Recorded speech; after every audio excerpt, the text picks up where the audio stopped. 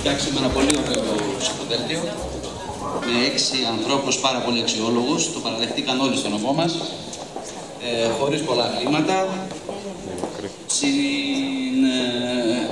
Με το ποτάμι με τα κεντρικά, από ό,τι άκουσα μια κοπέλα πριν, εμείς δεν έχουμε, εγώ δεν έχω νιώσει ότι κάτι δεν πάει καλά με τα κεντρικά ή ότι υπάρχουν φίλοι και συγγενείς και κάτι που άκουσα πριν.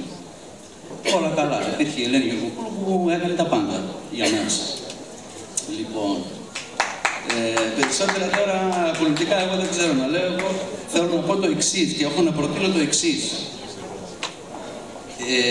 Η κοινωνία καθημερινά έχει προβλήματα. Ο πολίτης έχει προβλήματα, αντιμετωπίζει καθημερινά προβλήματα στην επαφή του με το κράτος και με τη δημόσια διοίκηση.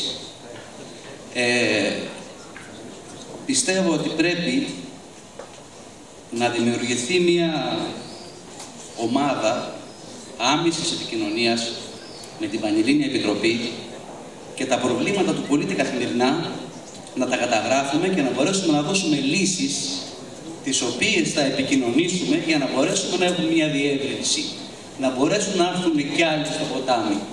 Εμείς στην Καρτίνσσα είμαστε 2-3 άνθρωποι που κάνουμε τη δουλειά για τα πάντα.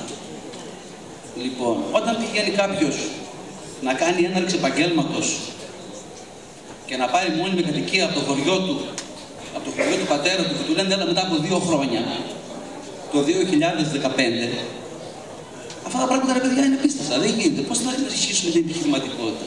Έχω καταγράψει πάρα πολλά. Πρέπει να γίνει μια ομάδα, είμαστε πια ακόμα με 17 βουλευτές. Παλιά, πάλευα μόνος μου σαν ενεργός πολίτης με τη δημόσια διοίκηση, στέλνοντας μέλη στα Υπουργεία και συμπατούσε κανένας. Τώρα πρέπει να γίνει μια ομάδα και να δράσει το κόμμα για να λύσουμε καθημερινά προβλήματα. Αυτό ξέρω εγώ να πω και έτσι πιστεύω ότι θα πάμε καλύτερα. Θα έχουμε διεύρυνση. Ευχαριστώ.